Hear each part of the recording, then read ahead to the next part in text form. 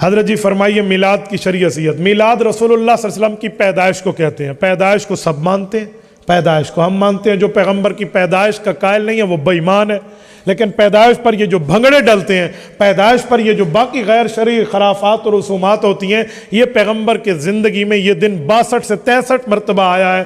حضور نے نہ کبھی حکم کیا نہ کبھی آگے معاملہ ہے۔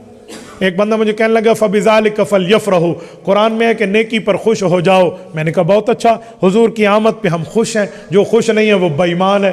خوش ہو جاؤ ہے، خوشی مناؤ نہیں ہے۔ مناؤ کی دلیل چاہیے، خوش ہو جانا تو ہر مسلمان کا کام ہے۔ آپ رمضان کے آنے پہ خوش ہوتے ہیں یا خوشی مناتے ہیں؟